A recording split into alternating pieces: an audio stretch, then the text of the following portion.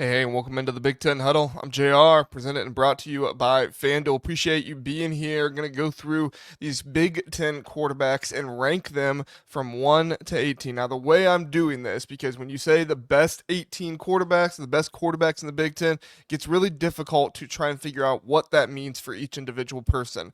I'm saying if I were going to start a season, not 4 seasons, not as a college coach, who's my first one, if I'm going for one season, based off what I've seen from this year, all right, we can base it off some other stuff if we want, but I'm just basing it off of this year, what I've seen this one season.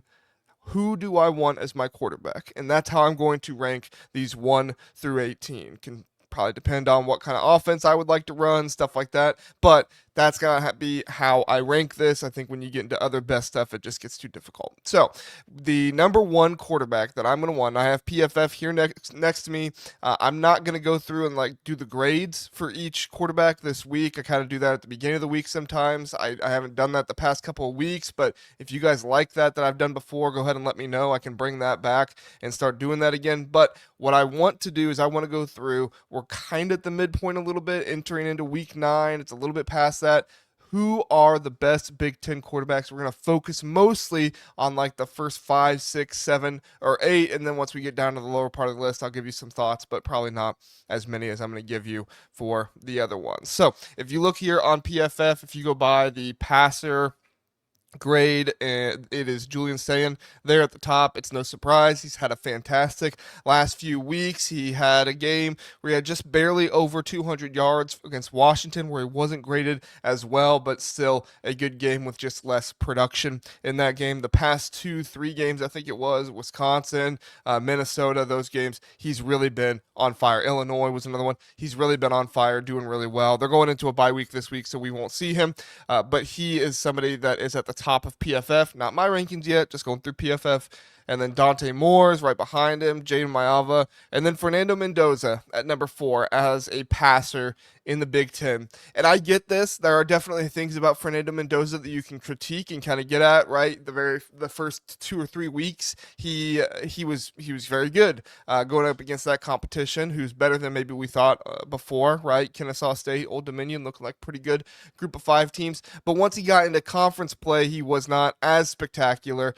But I think the thing that we're missing out on is the level of competition he was going up against, right? You were going up against Iowa on the road in Kinnick. You were going up against Oregon at Autzen. Those are really difficult environments, difficult games. And then he comes back home. He plays against Michigan State, and boom, he looks incredible once again because he carved up that Michigan State defense, the accuracy. There are so many things about Fernando Mendoza to love. And honestly, the reason why I have him as my number one quarterback in the Big Ten, the number one quarterback that I would put on my team if I were starting, is the leadership, the ability to face adversity and still be able to go out and perform. When he threw that pick 6 against Oregon, I thought that was a defining moment for his season, how he was going to be perceived, what he would do, and that's why I have him as number 1, because right after he threw that pick, he didn't let it phase him. He didn't let it bother him. He went out and balled out right after that. They scored a touchdown, and it was a crazy, crazy thing for Fernando Mendoza, somebody who's going on the road in Autzen. We've seen other more experienced quarterbacks, other Big Ten quarterbacks who have faced stiffer competition go into Autzen and not perform as well. But Fernando Mendoza, he keeps a cool head. He bounces back, but it's not just stuff like that. I mean, there are so many things to like about Fernando Mendoza in his game. Obviously, he's thought to be the number 1 QB in the draft by a lot of people right now. I think if you look at some sites who kind of don't update stuff during the season, he's probably like 4 or 5, which is fine. I get that. But I think by the end of the season, if Fernando Mendoza keeps playing the way he is, I mean, you look at the body type, 6'5", 225 pounds. He's big. He can go up against linebackers. You don't want him doing that, but he could go up against linebackers and safeties. He processes the game really well. His pre-snap reads and post-snap being able to recognize the blitzes, that's a big thing that doesn't get talked about with with quarterbacks as much, and it's a big reason why Kirk Cignetti's quarterbacks do so well, is because how much they coach them up in that area and how much they prepare. Kirk Cignetti said that he has never had he's never had a player, or he's never had a quarterback. I think it was he's never had a player prepare like Fernando Mendoza does, and that's Tom Brady level type of stuff, right? To the preparedness, being able to see a defense, the pre-snap stuff like that. Now look, somebody's gonna get in the comment section and be mad that I compared him to Tom Brady. I think I've seen that comparison elsewhere, so it's not necessarily a bad one. But at least in college, you can definitely see it, right? Started his career at Yale, was pretty underthought of. He goes to Cal. He does a good job at Cal, but you could definitely see some of the issues with pocket presence, stuff like that. Ever since he's got to Indiana, he's been fantastic. He has done a great job with being mobile in the pocket, being able to get around blitzes, pick that stuff up. And honestly, it's been a testament to Indiana's offensive line as well. But I think it's also a testament to Fernando Mendoza. Typically, you don't just have a good offensive line and a quarterback that can't pick up blitzes. I say pick up blitzes. It's more of an offensive line term. But can't recognize blitzes and shift protection to those situations, right? Think of a guy like Mark Gronowski. We'll get to him a little bit later on. But Mark Gronowski has one of the best, if not the best, offensive line in the nation in front of him. Mark Gronowski on PFF has a ton of the percentage of pressures that get to sacks attributed to him, or the percentage of pressures attributed to his fault and not the fault of the offensive line. And one of the reasons why is because Mark Gronowski does not have the pocket presence of a Fernando Mendoza. Fernando Mendoza does a great job navigating the pocket, keeping his eyes downfield, being able to hit his receivers still.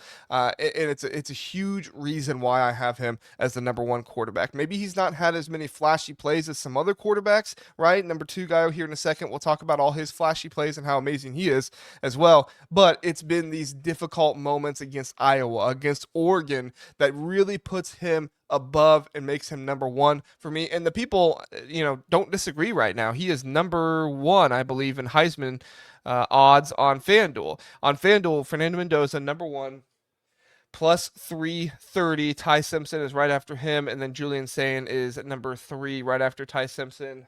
They are all Ty Simpson is tied, I apologize, at plus 330, and then Julian Sayin is next at plus 400. So Fernando Mendoza, he's a spectacular quarterback, phenomenal pocket presence, does a great job pre-snap, post-snap, being able to recognize stuff. He's very quick twitch as well. He gets the ball out very well. The RPO game, which is huge to recognize how good a quarterback is at figuring out defenses, he is spectacular at that as well. Not that Curtis Rourke wasn't, but Curtis Rourke didn't have the mobility of one Fernando Mendoza, and we talked about Fernando Mendoza's mobility going into the season. We thought, it'd be good for him to be able to navigate the pocket, and it has been, but the RPO has unlocked this offense to another level. It's been fantastic for the wide receivers. You have a guy like Omar Cooper Jr. that excels for him in his game. Elijah Surratt, not only is he a possession receiver, but he's great with the ball in his hands as well. And Fernando Mendoza, he's just tough. He's just tough physically, mentally. It seems like nothing phases this guy, and when you hear him in the interviews after the game, you recognize it. When he's going and he's talking to the reporters, he's not down, he's not completely checked out or anything. He's trying to give those reporters not something in a way of like, pay attention to me, I'm the greatest thing ever, but just in a way of like, I'm these guys are doing a job, I'm going to try to give them content, going out of his way to do that kind of stuff. There's some quarterbacks, and I'm not knocking them for this because they just want to be with their guys, but they want to get through that as quickly as possible because they want to go be with their boys. They want to go celebrate the win, which heck, I probably would too. But Fernando Mendoza, to be able and to be willing to take the time to give a good interview, to be selfless and give credit to his teammates, it's fantastic. I mean, there are just so many things I could go through with him. He's so natural in the pocket. He extends plays super well with his mobility, even when he's not in the RPO game, which if you don't know what that is, that's a run pass option. It's kind of like the triple option, modern triple option today, but you include a pass into it rather than just 3 options of running, and it's really prevalent in college football today. So if you watch a lot of college football, I'm sure you've at the very least seen it, even if you don't know what that term is. So he does a great job against the blitz. He does a great job post snap. And another guy who does a really, really good job as well. And honestly, it's hard to not rank him number one because he's number one here in PFF, right? In the passing, 92.3 PFF grade. If you listen on podcast, I'll try to voice this stuff to you. And he has 19 touchdown passes on the season. Fernando Mendoza has 21, so he's right up there as well. But Julian Sayin for Ohio State has been fantastic this year going into the season. And I'm going to give Julian Sayin his flowers, but I'm also going to give the coaching staff and how they have maintained Julian Sayin this season their flowers as well. But before we do that, let's just start with Julian Sayin and kind of the stuff we've seen. Now, most of the really good stuff we've seen from Julian Sayin has been the last 3 weeks. And that's not to say he wasn't good beforehand at the beginning of the season, but we'll get more to that when we talk about the coaches' staff and why I Bleav Julian Sayin is in the best position possible to develop as a quarterback. Again, we'll get to that in a second. But Julian Sayin is a fantastic quarterback. Redshirt freshman, there's a lot of people that want him to be able to go to the draft next year. But in fact, he and Jeremiah Smith are going to have one more year together after this. Maybe I can do a video on Jeremiah Smith and kind of how he's been here recently. But Julian Sayin has been fantastic. He has a quick release. I think that is like his number one thing about him. He sees something and he can get the ball there almost immediately. We talk about timing. We talk about the ability to know what's coming and to look for your guy to be able to do that. Julian Sayin excels at that tenfold because he knows where his receivers are going to be and he trusts them. A lot of people want to, try to take something away from Julian Sayin by saying, oh, he has good receivers. Well, yeah, you can have really good receivers, but if you don't do something with those receivers, it's not going to look all that great. I was just comparing him in my mind the other day to Kyle McCord at Ohio State because somebody posted on Twitter like the first 7 game stats of like Kyle McCord versus Julian Sayin. I think McCord had more yards and Sayin had more has more touchdown passes or something. And honestly, like they're pretty similar stats. As much as McCord is ahead in yards, Sayin is ahead in touchdown passes.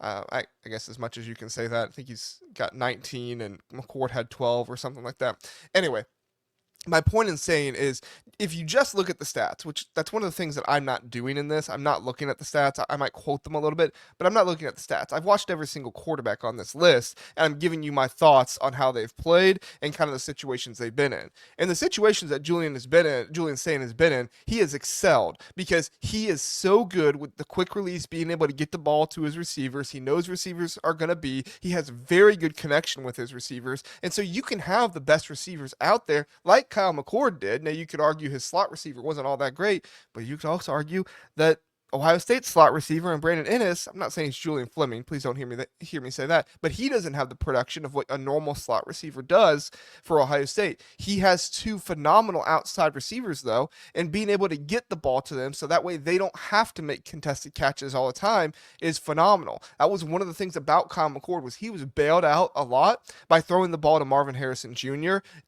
For jump balls and in situations where he had to be diving for the catch. And so Marvin Harrison Jr. wasn't able to show off his running ability with the ball as much because pretty much every time he caught the ball, he had a guy on him. Now, some of that is separation from Marvin Harrison Smith, sure, or Marvin Harrison Jr. So many receivers, I'm getting all mixed up here. But the ability for Julian Sayin to find his receivers, to be able to go to them with his quick release, the throw against Wisconsin, if you did not see it, go back and watch it. I Bleav it was the first or the second touchdown pass of the game. The throw that was on a rope down the field, 40, 30 yards. I don't remember exactly how far it was. For him to be able to put the ball in that area so only Carnell Tate could catch the ball while evading pressure in the pocket and being able to have the quick release is phenomenal. It shows how good of a passer, truly as a passer, he is.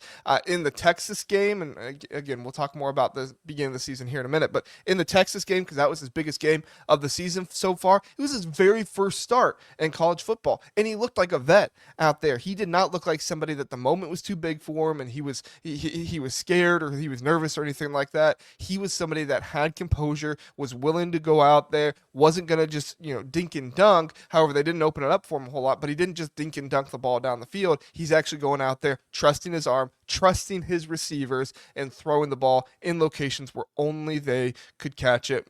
the majority of the time.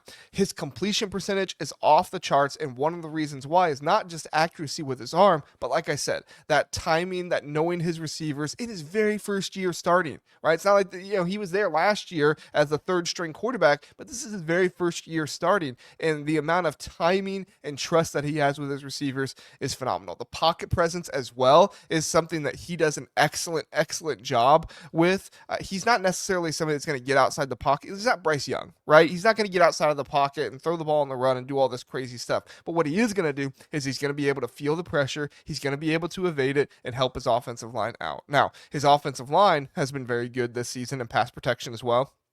A little inconsistent on the right side, I think. Phillip Daniels didn't have a great game against Wisconsin. I think he had like 5 or 6 pressures or something like that. But overall, he does a phenomenal job of not even letting you recognize there's a pressure sometimes, because he just moves throughout the pocket so naturally. He's not somebody that gets over nervous or anything like that. He really goes into the game calm, composed, and when he's in the pocket, he keeps that there as well. Now, to the Ohio State coaching staff, Ryan Day has done a phenomenal job with developing Julian Sayin. I know that there's been a lot of thought of like, well, we need to throw the ball downfield more and stuff like that, and I get that. As fans, you want to see that. That's more exciting. But overall, Ryan Day knows how to develop quarterbacks. He's done it time and time again, and I think we're going to see Julian Sayin at the Heisman Trophy ceremony. He's third in Heisman odds on FanDuel right now, but I think we're going to see him at the Heisman Trophy ceremony at the end of the year, even with Jeremiah Smith being somebody he's thrown to, because he's not just throwing to Jeremiah Smith every single time. They've done a great job of putting talent around him. Obviously, it's Ohio State, but putting talent around him and also giving him reads that are not just Jeremiah Smith every single time. Julian Sayin does a phenomenal job of looking at multiple different receivers almost every single play. He sees his first read, he goes to his second read if he doesn't like what's on his first read, and sometimes you even find him going to his third read. It's a phenomenal development for such a young quarterback, and it really goes to the coaching and the teaching of the coaching staff that he is able to be comfortable enough to do that kind of stuff. So Julian Sayin is fantastic. The coaching staff has done a phenomenal job with kind of bringing him along slowly, not putting too much pressure on him. NFL teams obviously could learn a lot from Ryan Day. I mean, I don't think Ryan Day is going to the NFL anytime soon. Maybe he will. I guess that's a conversation for a different episode. But Ryan Day is showcasing his ability as a quarterback developer this year, almost more than any other. You could argue CJ Stroud a little bit. I think CJ Stroud had a little bit of a tougher beginning, not production-wise. You look at the production of CJ Stroud at the beginning, but I'm just talking about on-field play. Julian Sayin has 3 interceptions on the year. You could argue 1 or 2 of those weren't even his fault, and the other one, you listen to Julian Sayin after the game, and he knew exactly what it was. Now, I think part of this is being able to learn with the iPads on the sideline now. I think that's a huge piece that is helping some of these quarterbacks, especially a young guy like Julian Sayin. But just phenomenal from him overall, his development and everything else. So great stuff from Julian Sayin. All right. Like 20 minutes in, I'm only at quarterback 2. So quarterback number 3, and this was a difficult one. It's one of the 4 here because you have Julian Sayin, Dante Moore, Jayden Maiava, and Fernando Mendoza. I actually went with Jayden Maiava, and I know people are... I'm really high on Jayden Maiava. He's kind of fallen off a little bit, right? He had the loss to Illinois, which I don't think was on him at all. I think that was more on the defense for Illinois or for USC. They did cause a couple fumbles by Illinois in that game, but I think that was probably more on the defense by USC. I don't think hardly anything has been Jayden Maiava's fault this season. He has played within the system really, really well. He's a combination of a guy who has great mobility, but also is able to run the offense. And when you look back at Caleb Williams, and I'm not comparing him to Caleb Williams here, but when you look back to Caleb Williams, he was somebody that loved to be off script. He was somebody that loved to kind of use his mobility and kind of do things. And Jayden Maiava definitely has that too. But he is also somebody that is playing the offense to Lincoln Riley's standard. He's not a standard, to his liking, I guess, right? He's following the offensive scripts. He's going out there and he's playing the position the way that Lincoln Riley wants him to play the position. And he's also aided by a very good run game this year as well, because there is so much of a threat of the run in addition to the pass. Now, better offensive line this year as well as what you had last year. Miller Moss really struggled with that. But I think Miller Moss, like I talked about last year, really struggled with the pre-snap read type of stuff. And I think Jayden Maiava has done a fantastic job of that this season. He has 15 touchdown passes on the season, over 2,000 yards passing, only one in the Big Ten with over 2,000 yards passing. And he is aided by very good wide receivers in Makai Lemon, Jacoby Lane, probably your second best wide receiver, or no, your third best wide receiver duo in the Big Ten. I'd go Ohio State with Jeremiah Smith, Carnell Tate, and then Indiana, very close second with Indiana, Elijah Surratt, and Omar Cooper Jr. Honestly, you have a conversation that Indiana's wide receiver duo has been better than Ohio State's this season, but I'm still going to go with Ohio State's for now. We'll see what the end of the season looks like. But overall, it's not like Ohio State's been bad. Ohio State's been fantastic. That's just been how good Indiana has been. And then USC with Makai Lemon, Jacoby Lane. Jacoby Lane a little beat up this season, but he's still been good. And Makai Lemon has looked like one of the best, if not the best wide receivers in the country at this point. But you don't look like one of the best wide receivers without one of the best quarterbacks in the country as well. You need that combination of those two. I think Jayden Maiava has been on script. He's done a fantastic job this season. He is the only quarterback in the Big Ten with a yards per attempt above 10 so far this year. He has an adjusted completion percentage of 76.1, which is good for 8th in the Big Ten. So maybe not as good as some other guys, but overall he's been fantastic. He does have a few drops on the season from his guys. And I will say, if you wanted to make an argument for Dante Moore over him, you would probably argue that Jayden Maiava has put the ball in harm's way more than Dante Moore, I would say. But I still think Jayden Maiava, his ability to run the offense, it's not really been his fault in close games. In my opinion, I don't think it was his fault against Notre Dame. I think Lincoln Riley's play calling and him trying to get too cute with some of the stuff was more his fault. But I think Jayden Maiava has been fantastic this season. I think it's one more thing about Lincoln Riley with his development of quarterbacks that makes him so spectacular. And although we kind of gave it a little bit of crap last year with benching Miller Moss for Jayden Maiava, that last year has been huge for Jayden Maiava with his development, with who he has been this season. You're not seeing him lose games with throwing interceptions as much anymore, anything like that. In fact, you're seeing him win games with his arm, and it's why, to me, he's the third best quarterback in the Big Ten. Fourth, should come no surprise here, Dante Moore. Dante Moore getting a lot of thoughts about his NFL future.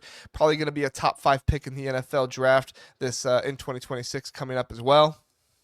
So Dante Moore, I think, has been fantastic this season. He had that hiccup game against Indiana. And I definitely see what the NFL scouts are talking about when they're looking at him ahead to the NFL draft. He's got a quick release. He's very good in the pocket, good ball placement on intermediate throws. That's a huge thing that the NFL wants to be able to see. He's a good mental processor, pre-snap and during the play as well. You can tell he is processing what's going on while also being able to keep his eyes downfield. Very competitive, and honestly, his leadership qualities, they've really emerged this season as we see him play more. Now, of course, everybody's going to point to the Indiana game and say that he struggled in that one. I think that was more just Indiana being really good than Dante Moore being bad. And you could definitely point to the Penn State game and say you only scored 3 points in the first, 2 or 3 quarters, part of the third quarter in that game. But I also think that Dante Moore is playing within the system. He is doing what they want him to do. And I think Will Stein, he kind of brings his quarterback along a little bit with some of these older guys that he's had, Bo Nix, Dylan Gabriel. He kind of gives it to him right away. But let's remember, Dante Moore, he had 1 year of not even full starting, but somewhat starting at UCLA. He's not had nearly as much time as Bo Nix or Dylan Gabriel, right? So he's still kind of bringing him along, but there are just so many things to love about Dante Moore's game. The deep ball accuracy, his arm strength, he's able to fit the ball in there into windows, or small little tight windows where the defense is trying to cover, but he can just get the ball quicker than the defense is going to be able to cover in those things. So Dante Moore, it's no slight to him having him 4th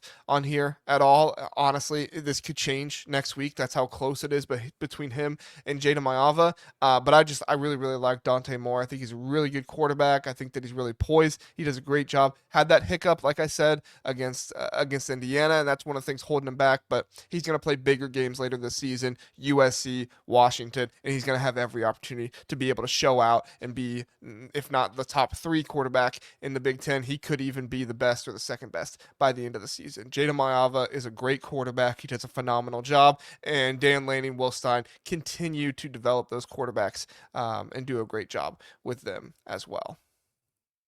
All right, number 5. We're going to start getting a little quicker here. Those were kind of like the guys that were honestly probably like the most likely to, have national relevancy as one of the best in the country. Honestly, I think any 4 of those guys could contend for the Heisman this season. It probably depends more on their teams winning big games and that kind of stuff rather than their talent overall. But those guys are all Heisman contenders, guys that can get up there. If USC wins later on in the year, if they are able to upset Oregon and do that kind of stuff, they could be there as well. But right now, you have Julian Sayin, Fernando Mendoza in it, Dante Moore right outside of it. He could get in anytime, and then Jayden Maiava kind of being your long shot, even though I had Jayden Maiava and Dante Moore flipped there. Number 5 for me is Luke Altmyer, who does not have the best PFF grades compared to some other guys out there. If you look at the passing, he's 8th in the Big Ten in passing, but he has 13 touchdowns, 1 interception.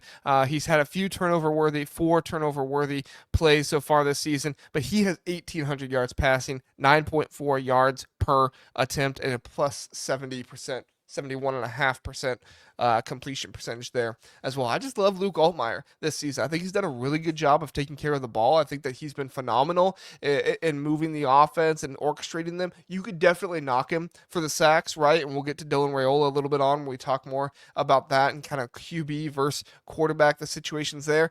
So you could definitely bring up some of that stuff, but I think overall Luke Altmyer has been really, really good this season. He's been the driver of that offense. He's had running backs get hurt week in and week out.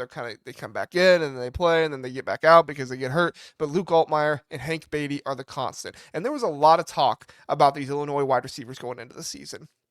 And I don't typically take away credit because of good wide receivers, but I do give credit when somebody maybe doesn't have the wide receiver talent of other teams, or it's questionable, the wide receiver talent coming in. And I think everybody knew that Illinois had talent, but it was just a brand new room, essentially, for Illinois. What has happened? Hudson Clement has had a good season. Colin Dixon is really starting to develop and looking like a good wide receiver. And Hank Beatty is probably the most underrated receiver in all of college football right now. If he had some more touchdown receptions, I think he'd probably be up there. But when you look at his entire game, his ability to have the ball in his hands and Luke Altmyer being able to get the ball to him, he's not just getting him the ball underneath type of stuff and letting Hank Beatty work. He is getting Hank Beatty the ball on deep routes. He's getting him the ball in more of the intermediate type of situations. And so he's been excellent at getting his receivers the ball, working with those receivers. Now, if you want to talk about the offensive line and you want to ding him for that kind of stuff, I get it. I personally don't think the offensive line has been his fault as much as it's been the offensive line's fault and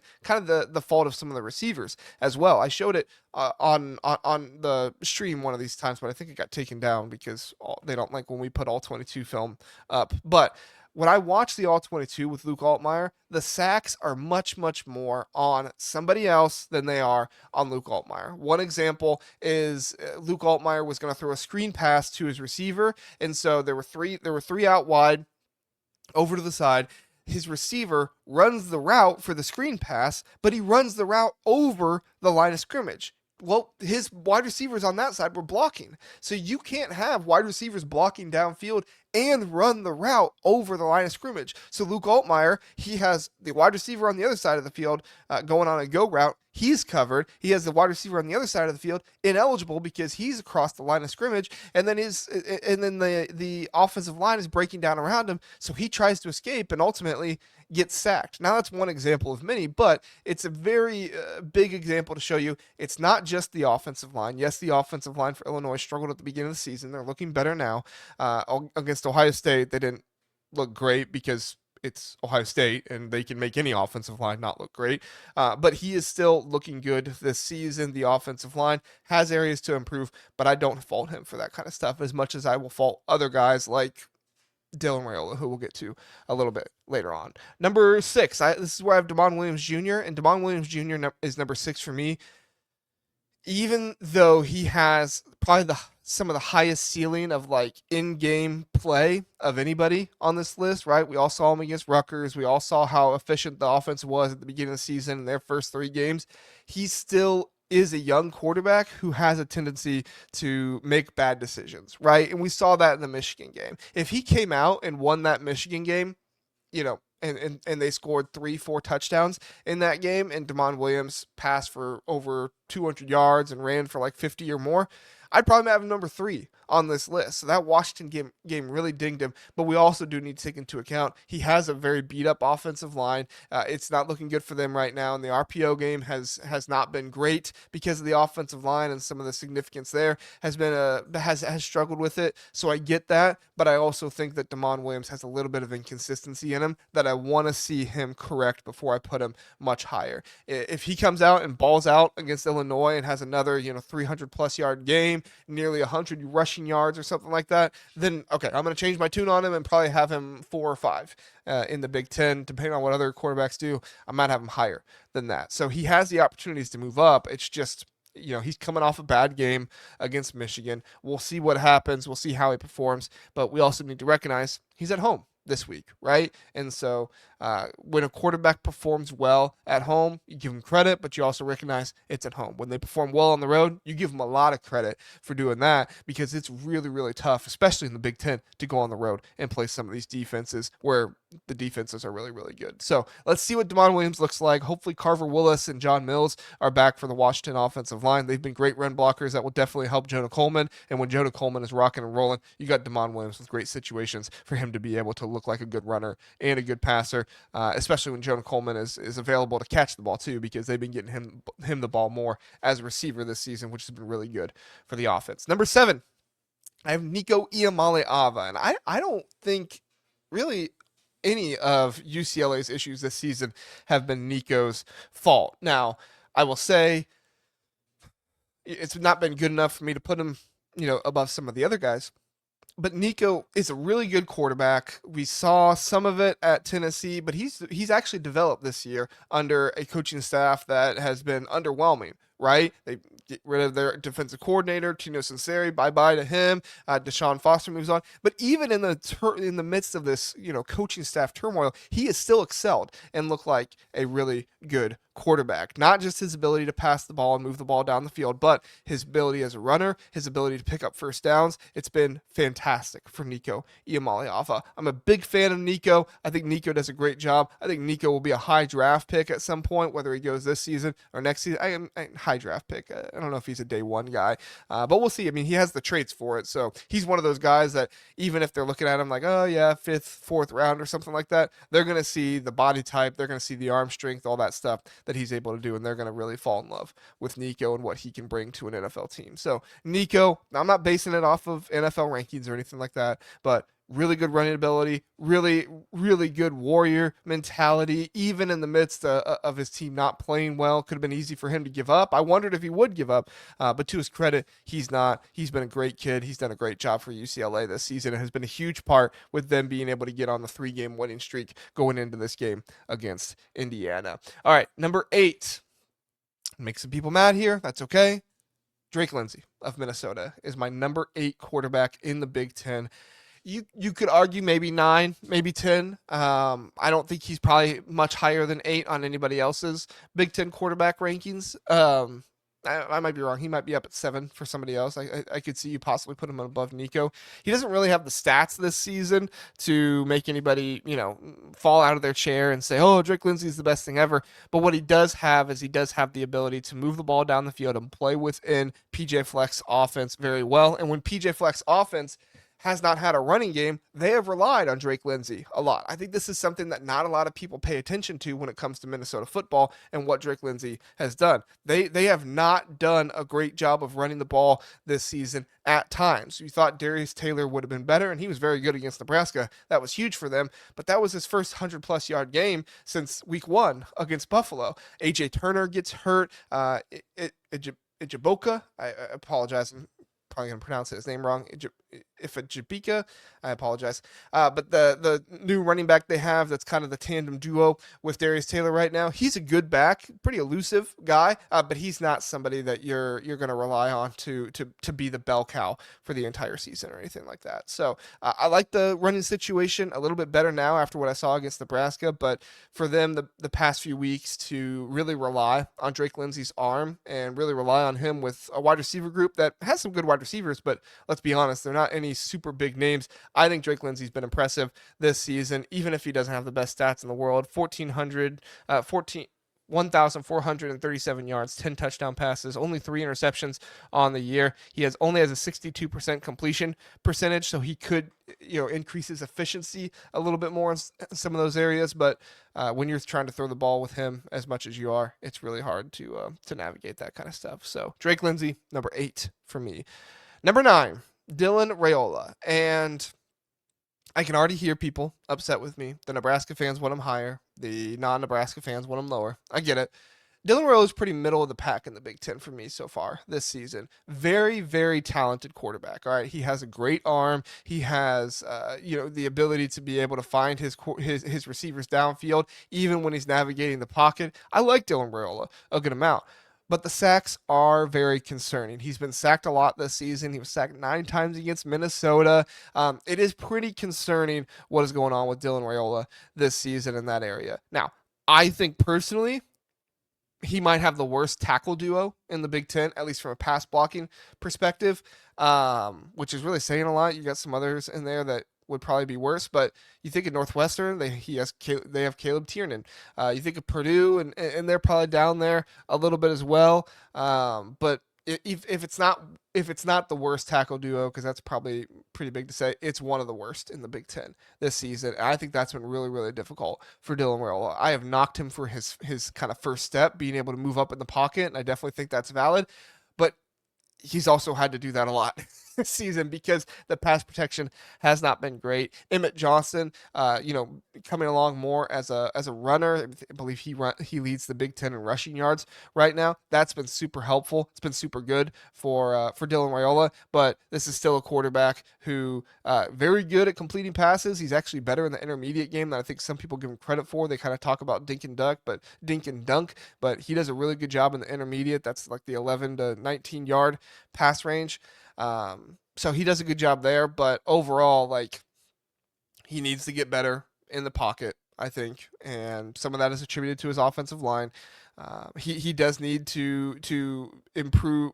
Well, no, I was about to say he needs to improve his deep ball, but as I think about it more, there's been a lot of deep balls that have been dropped this season by his receivers, which is kind of mind-boggling because going into the season, you felt really good about the receivers, but then you also did have the Hail Mary pass to Ja'Cory Barney, which, that was a great play by Ja'Cory Barney overall. But Dylan Raiola, accurate passer, does a good job. I think that if he had a little bit of a cleaner pocket, I would love to see what Dylan Raiola would look like with an Iowa offensive line, right? Or an Oregon offensive. What would he look like with an offensive line like that? He would probably hold on to the ball quite a bit because he does like to hold on to the ball a little bit. And I think that's another thing you could kind of ding him for. But, I'll take Dylan Raiola there at 9. More accurate passer than he gets credit for. I think he's done a good job. He had his team come back in that drive against Maryland, right? Albeit he threw 3 interceptions in that game, but he had 4 touchdown passes in that game, and he brought his team back when they needed to come back on that final drive, and I think that was a changing part of Nebraska football for me. That gets overshadowed because of the Minnesota game, and I get that. I attribute a lot of that to really good Minnesota defense, and yes, some of that was on Dylan Raiola with the 9 sacks. Definitely can't say none of it was him, but a lot of it was offensive line and their issues, in my opinion. All right, let's get into number 10, Malik Washington. Malik Washington this season has been very, very good. And at one point in the season, I ranked Bryce Underwood above Malik Washington.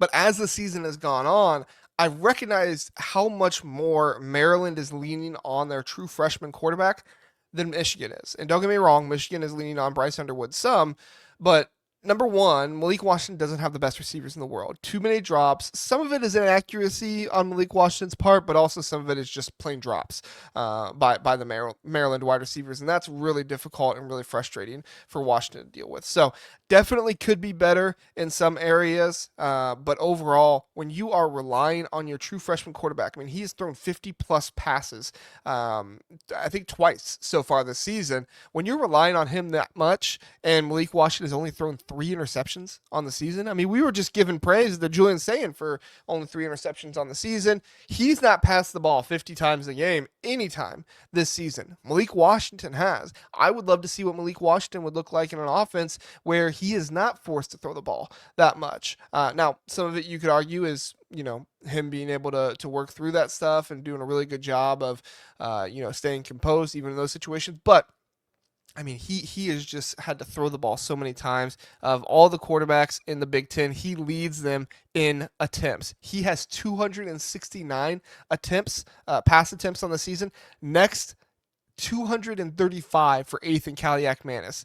That's pretty crazy. When you take into account he's a true freshman and everything else, it's been spectacular this season. If I were somebody starting a team this week and I took Malik Washington, or I was taking a quarterback, Malik Washington would be somebody I would seriously consider taking if I could just put a really good offensive line around him, because he has been really good this season. His offensive line, and I just kind of sounded like I was knocking the offensive line there. I was saying more to make sure he has a good offensive line, and this season he does have a good offensive line. The offensive line and pass protection has been much better for Maryland this season, and we can act like, oh, okay, Maryland just all of a sudden got good players, and yes, I'm sure that's true, but also some of this is the pre-snap recognition of Malik Washington as well. Is it all of it? No, it's not all of it, but for a true freshman quarterback, he looks really good out there. He does a great job being able to know what's going on the field. The moment does not look too big for him. The fourth quarters, obviously, when I say the moment, that's probably not the best way to put it, because that sounds like I'm talking about the fourth quarters, and Maryland hasn't been good in the fourth quarter. But I'm saying, the volume, I guess that's a better word for it. The volume has not been too much for Malik Washington this season. Could do better in the fourth quarter, I get that, but they also had that pass that tied the game up 17 against UCLA. It's just UCLA moved the ball right down the field, kicked a field goal, and they won. So really like Malik Washington this season. He's the best freshman quarterback in all of college football, in my opinion. True freshman quarterback in all of college football, in my opinion. Next is Aidan Chiles at number 11. This is going to make some Michigan fans mad that I have Aidan Chiles over Bryce Underwood, and I get that. And I think that there's a very real conversation of flipping those two, just for transparency. I have Bryce Underwood next at number 12, but I have Aidan Chiles at number 11. I like Aidan Chiles. I think Aidan Chiles has good mobility. I think that Aidan Chiles has played hurt at times this season, and that's one of the reasons why he hasn't looked as good. He's also been running for his life with not a very good offensive line, and like I said, I watched some All-22 tape, and when I watched this offensive line from Michigan State, I don't think it's an issue of them not knowing, what's coming, and that there aren't good pre-snap reads from Aidan Chiles and stuff. I think they're just bad. I think it's just a bad offensive line. I think they have bad pass blockers up front. They're injured, which doesn't help either. But at this time of year, just about everybody's injured. You're going to have somebody else come in and play. It's really a problem when you're on your third string left tackle like Washington is. But Aidan Chiles, I think he's done a great job with what he has had this season on offense. That defense for Michigan State has been absolutely putrid, and that's been one of the reasons why they have lost more games than anything else. But Aidan Chiles, in opening games, they have scored on 6 of their 7 drives so far to open games. I think that's a huge credit to him. I think it's a huge credit to him being able to move the ball, pick up first downs, make good decisions, and still be compose in the pocket. Now against Indiana, they did pass block pretty well for parts of it. So credit to the offensive line there.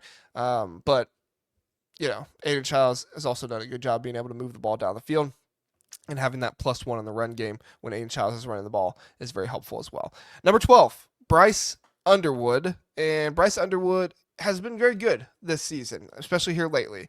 Beginning of the season against Oklahoma was not his best. Against Nebraska was not his best, but they were still able to pull out the win in that one. I think one of the reasons why I don't have Bryce Underwood as high is because if I'm starting a game with a quarterback, I want a quarterback who I know I can lean on and say, hey, the run game's not working. Go make a play for us. And Bryce Underwood has not had the most opportunities to do that this season, so it's a little unfair to be looking at him that way. But he has not excelled super well when he is looked upon as you need to go out there and make a play for our team. Even last week when Justice Haynes wasn't playing, Jordan Marshall had over 100 yards rushing. I Bleav he had a touchdown or two in that game as well. And the wide receivers for Michigan are starting to look better as well. So the wide receivers starting to look better for Michigan. You got to attribute some of that to Bryce Underwood.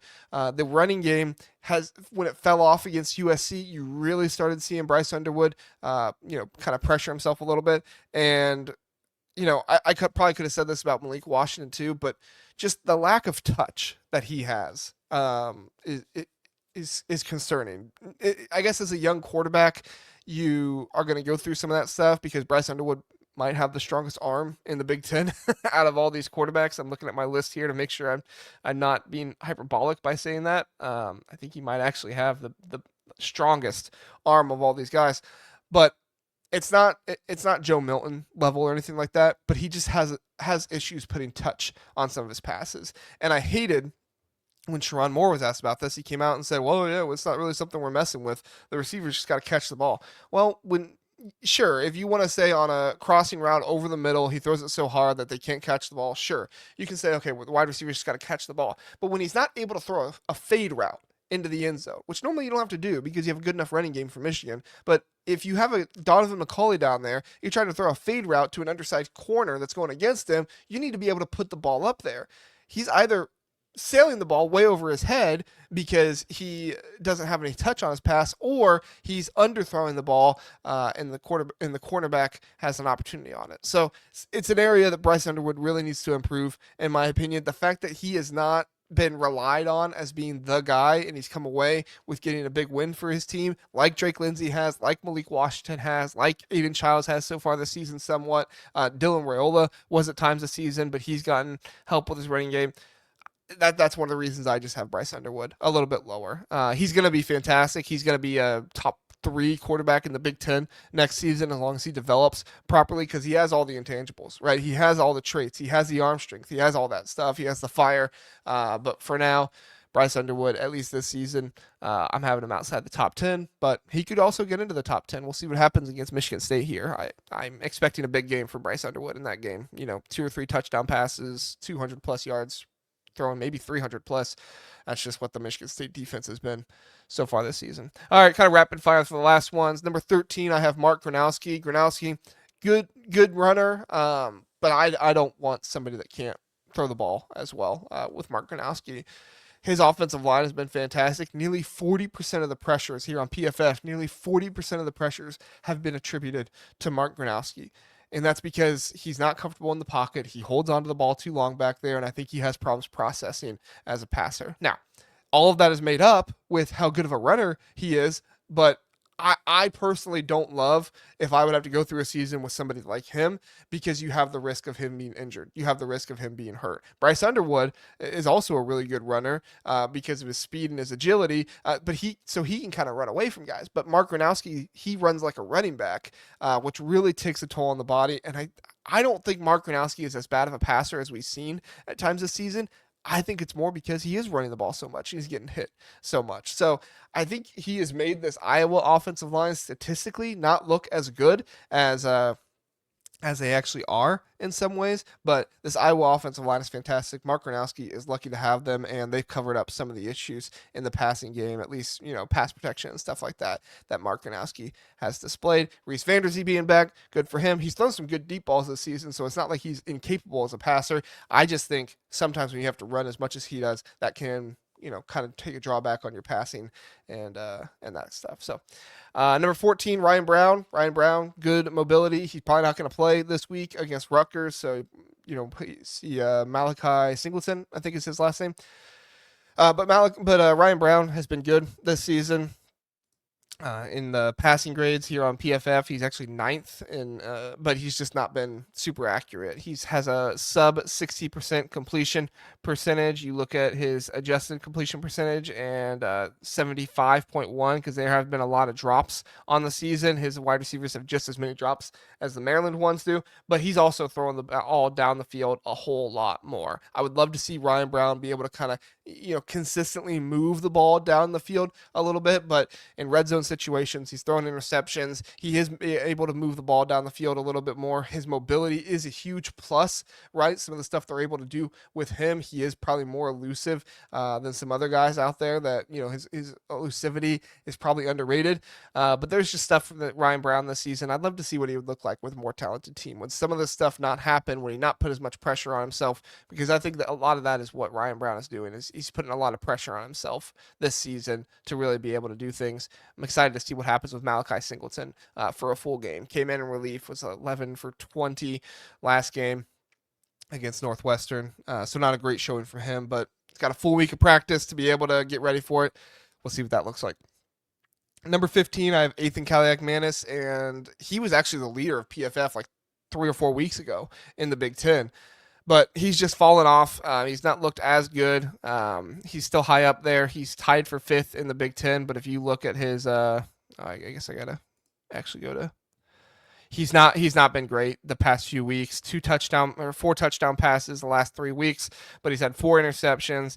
His completion percentage has dropped tremendously in these past few games against Minnesota, Washington, and Oregon. Only 8 of 25 against Oregon. And look, I get it. Oregon's really, really good, but when your team needs you to be a big time passer to be able to win this game, and you come out there and you go 8 for 25, man, I get it. Rutgers doesn't have the talent that Oregon has, but that just really knocks you down for me.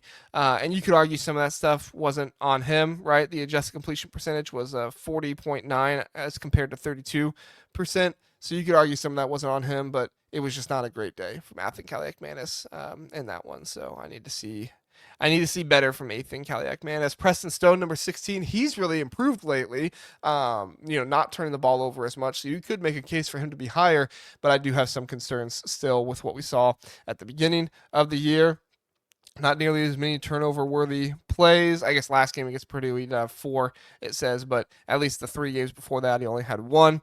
Looked good against UL Monroe, looked good against UCLA. He has 5 touchdown passes in those 3 games prior to this last one. Was not a great game against Purdue, but they had a really good running game, and Preston Stone has done a good job of being able to get the ball to Griffin Wilde, which has been huge for them. And so, probably a little low to have him 16, but I just don't think he is somebody that you're going to rely on at any point in time to win you a game. If you're Northwestern, you're relying on that run game. If you get that run game taken away, you're not in a great situation, because we saw what happened when Preston Stone tried to be the guy against Tulane, when he tried to be the guy against Oregon.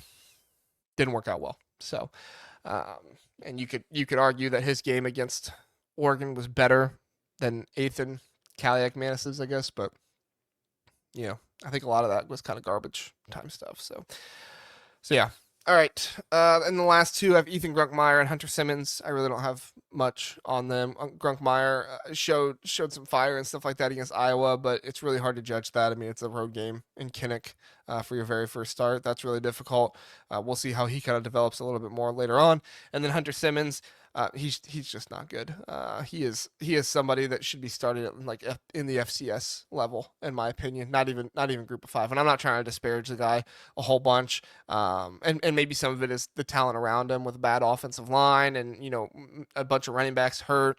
They have some talent at wide receiver, right? Vinny Anthony, Lance Mason has been a good tight end for him this season, good receiver. But it's just when you haven't scored since your opening drive against Michigan when you got a touchdown, you haven't scored since then. Yeah, it's not good. And I remember when I graded him poorly, I think I gave him a D+ after that Michigan game. I had a Wisconsin fan quote me on Twitter that was like, we believe in him way more than guys like this chump does. Okay, you can believe in him, but it still doesn't make him a good quarterback. So sorry, a lot of Hunter Simmons shade in that last part there. I wasn't trying to. I was just annoyed by that tweet that was like, we believe in Hunter Simmons a whole lot more than this guy does. And it's like, okay, well, I'm not grading off belief here. I'm grading on what I see on the field. But yeah, so let me know your thoughts here in the comments section. If you like doing stuff like this, kind of going through them. I focus a lot more on the other quarterbacks, but if you kind of want me to do like a deep dive, and I'll try to find a way to do all 22 film on here. It's not even like it demonetizes those videos, because if it just demonetized them, I wouldn't care. I could put out videos that aren't monetized. Because I think that you guys like that kind of stuff. I probably wouldn't make it the basis of my channel, but I would do some of that stuff. But it's not even just that they demonetize them; they just like completely are like, you cannot have this on YouTube. Can't go up at all. So we'll see. I'll try to figure it out. But really appreciate you guys watching and listening on the podcast as well. If you guys do, give us a 5-star rating, review, like, subscribe, do all that good stuff. Really appreciate it. You can subscribe down here in this little part next to me. And then there's another video that YouTube thinks you like. Just watch it. See what YouTube thinks. See how they do. Appreciate it. Have a good one.